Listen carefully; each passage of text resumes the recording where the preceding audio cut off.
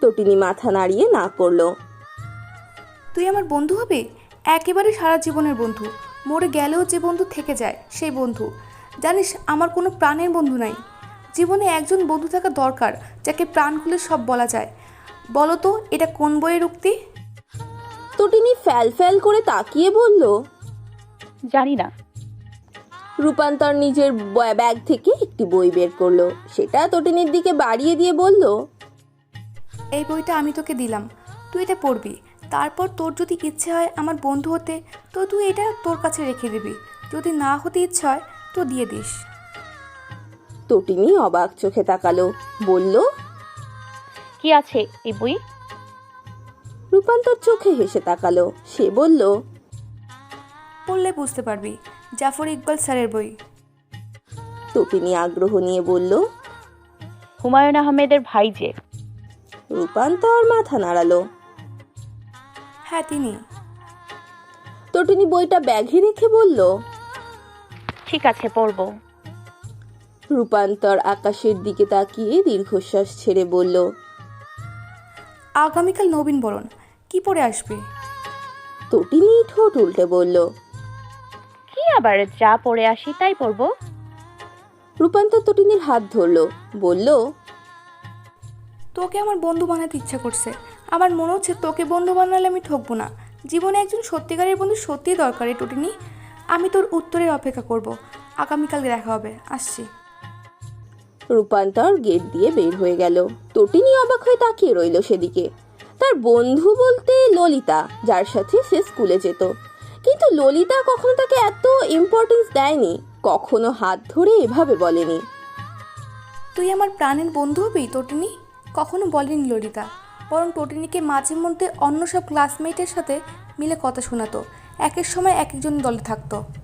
জীবনের এ পর্যায়ে এসে টটিনির মনে হলো সে হয়তো এবার সত্যিকারের বন্ধুর স্বাদ পেতে চলেছে। সে হবে তার জীবন মরণের বন্ধু। রিকশাতে চেপে বসলো তটিনী। তার পেট গুড়গুড় শব্দ করছে মাঝে মধ্যে, খিদে পেয়েছে অনেক।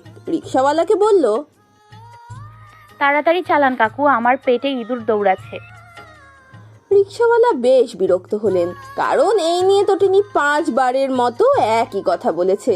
তার ঠিক 2 মিনিট পর তটিনী বলল, আর কতক্ষণ কাকু? রিকশাওয়ালা নিজের পান খাওয়া লাল দাঁত বের করে হেসে বললেন, মা কি শুধু হাতে পায়ে বড় হয়েছেন নি? বাপ মা একা ছাড়লো কেন তাইলে? তটিনী খিদে বলে ফ্যাল ফ্যাল করে তাকিয়ে রইল। রাগ হলো প্রচন্ড। সে বলল, বাপ মা একা ছাড়ছে কারণ তারা জানে আমি একা চলতে পারি। আন্নারে ভালো মানুষ মনে কইরা মনের কথা কইছিলাম, এর লাইগা আপনি এমনে কইবেন আমারে? রিকশাওয়ালা হয়তো দুঃখিত হলেন। তিনি বললেন, ও আচ্ছা, সরি গো মা, তোমার বাসাতে আইয়ে পড়ছি, নামো। তটিনী রিকশাওয়ালাকে ভাড়া দিয়ে দৌড়ে গেট দিয়ে প্রবেশ করলো। সুনামির বেগে কলিং বেল চাপতে লাগলো সে। ঈশানী দরজা খুলে দিতে হতভম্ব হয়ে গেলেন। এভাবে ষাঁড়ের মতো বেল বাজাচ্ছিস কেন? মানুষ ভাববে দিন দুপুরে ডাকাতি হচ্ছে। তটিনী নিজের মার ভুল শুধরে দিতে বলল, ষাঁড় তো চেঁচায় মা, কলিং বেল বাজায় না। ঈশানী রেগে মেগে চলে গেলেন। তটিনী দরজা বন্ধ করে সোফাতে ব্যাগ ফেলে দিল। হাত পা ছড়িয়ে মেঝেতে বসে বলল, বিশ্বজয় করে এসছি গো মা, খেতে দাও। ঈশানী টেবিলে খাবার দিয়ে বললেন, হাত পা ধুয়ে টেবিলে এসে খেতে বস, মেঝেতে কি তোর? তটিনী তার 2 কাঁধে ফু দিয়ে বলল, এটাই তো বাঙালিয়ানা মা, তুমি কি এর মর্ম বুঝবে? নানা জান তো ইন্ডিয়ার ছিলেন। ঈশানী মেয়ের কথায় নাক ফুলিয়ে বললেন, গাদার বাচ্চা, ইন্ডিয়ার মধ্যেও বাঙালিয়ানা আছে, শুধু তোর বাপের দেশে একাডা।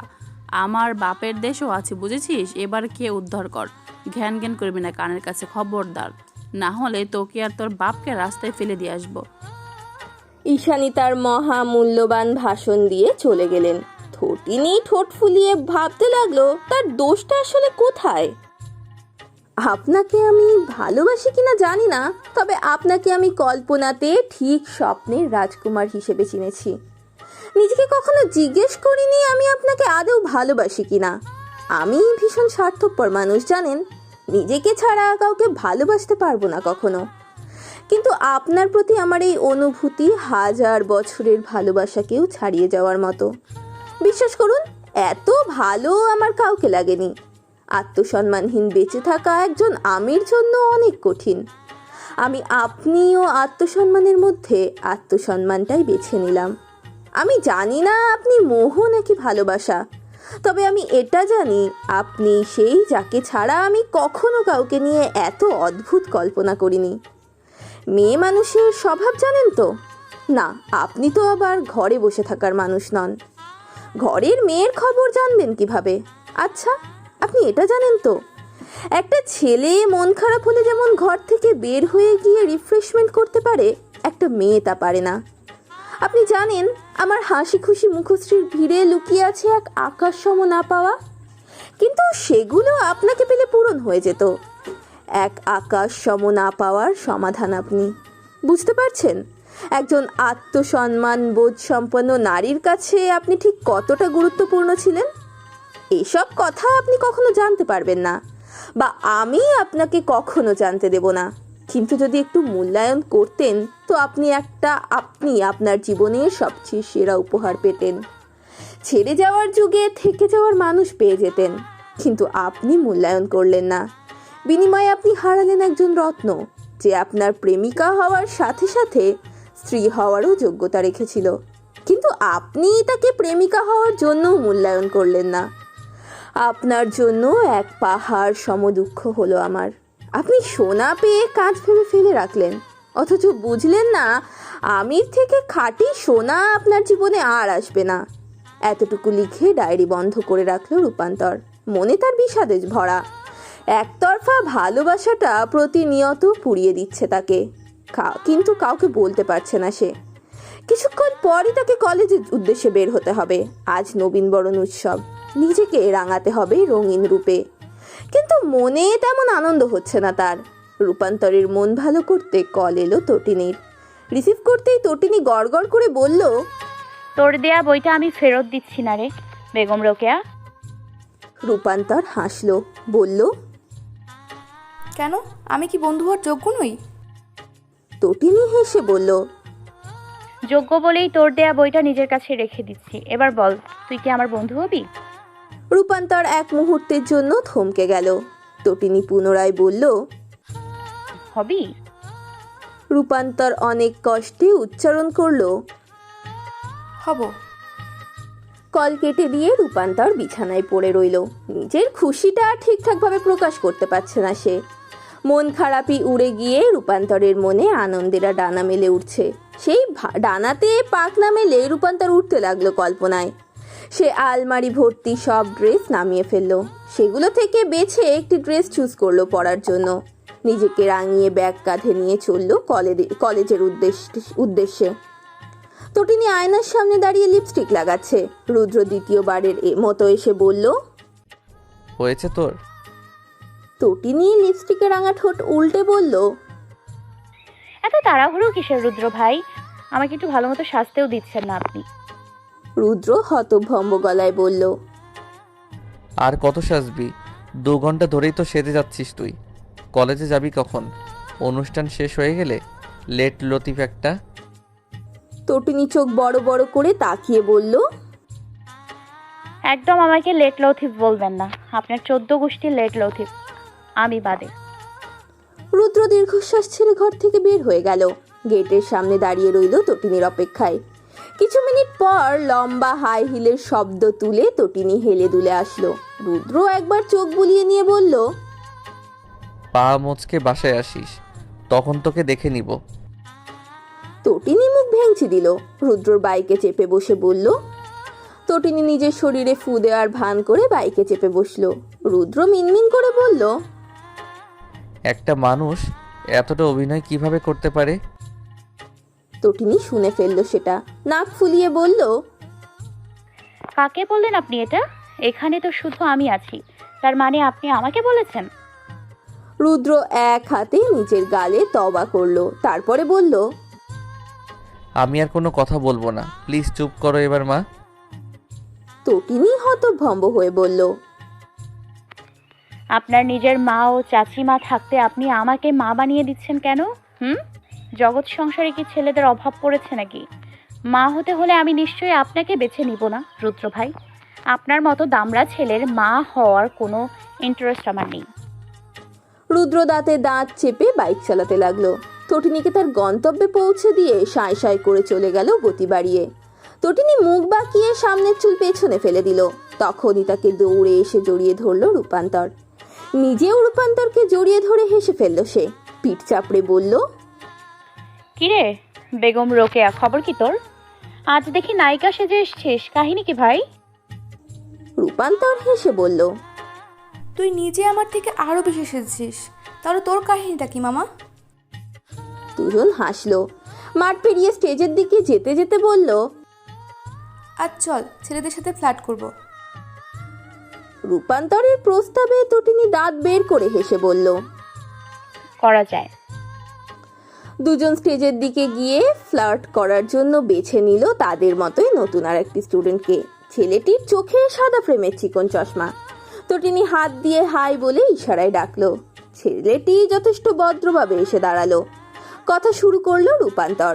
বলল, hey cute boy, what's your cute name? ছেলেটি নিজের চশমা ঠিক করে নিয়ে বলল, মজনু মিনহাজ। রূপান্তর নাক হাওয়া দেওয়ার ভান করে বলল, ও মা, তুমি মজনু? তোমার লাইলি কই? ছেলেটি মাথা চুলকে বলল, কোনো লাইলি নেই আপু। তটিনী ফুসফুস করে বলল, একদম আপু ডাকবে না, না হলে আমরা তোমাকে কাকু ডাকবো। ছেলেটি অবাক কণ্ঠে বলল, কেন? তটিনী দাঁত কিরমিরিয়ে বলল, সেমিয়ারে হয়ে আপু ডেকে কি বোঝাতে চাও? আমরা তোমার মা কাকিমার বয়সী। মজনু জিহ্বা কেটে বলল, একদমই না আপু, সরি। আপনাদের নাম? তটিনী ও রূপান্তর নিজেদের নাম বলল। মজনু হেসে বলল, ঠিক আছে, তটিনী ও রোকেয়া বলে ডাকবো। খেপে গেল রূপান্তর। বলল, দরকার নেই, তুমি আমাকে রূপান্তর বলে ডাকবে। মজনু অবাক হয়ে বলল, রোকেয়া বললে কি হবে? তটিনী ভাব নিয়ে বলল। ওটা শুধু আমি ডাকি, বুঝেছো? রূপান্তর তটিনীর কানে ফিসফিস করে বলল, ডেকেছিলাম ফ্ল্যাট করতে, কিন্তু ছেলে তো বোকা শোকা। ফ্ল্যাট করার দরকার নেই, ছেড়ে দে ভাই। তটিনী দাঁত বের করে হাসলো। মজনুর চোখে চশমা খুলে ফেললো। নিজের চোখে পড়ে বলল, দেখো তো আমাকে কেমন দেখায়। মজনু মন খারাপ করে বলল, আমি তো চশমা ছাড়া কিছু দেখতে পারি না, সেজন্য বলতে পারবো না, কিন্তু আপনাকে ঝাপসা দেখে এতটুকু বলতে পারবো, মন্দ লাগছে না।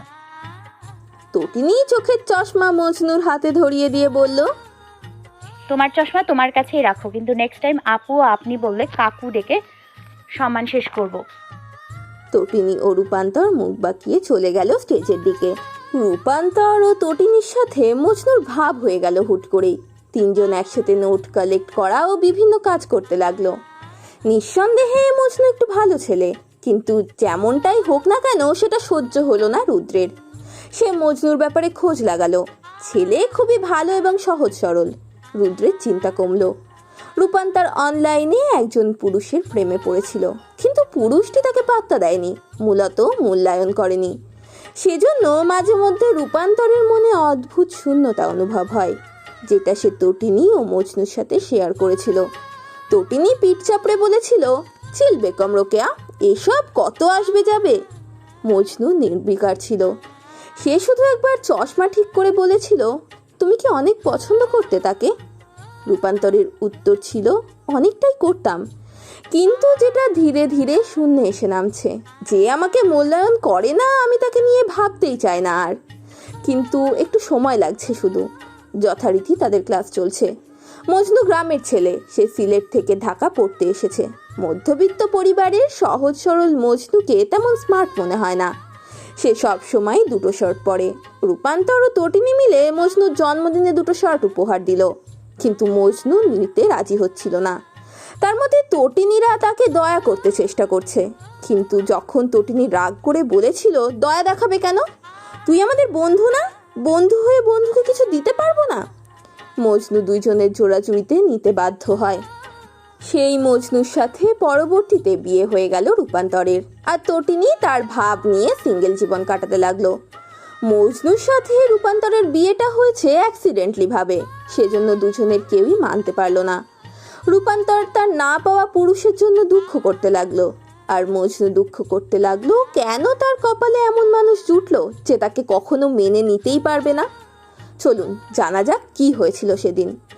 রূপান্তরেরা একাদশের ফাইনাল পরীক্ষা শেষে 3 জন ঘুরতে ফিরবে ভাবছিল, তো যথা নিয়মে তারা ঘোরাঘুরি করতে শুরু করে ঢাকার অলিতে গলিতে।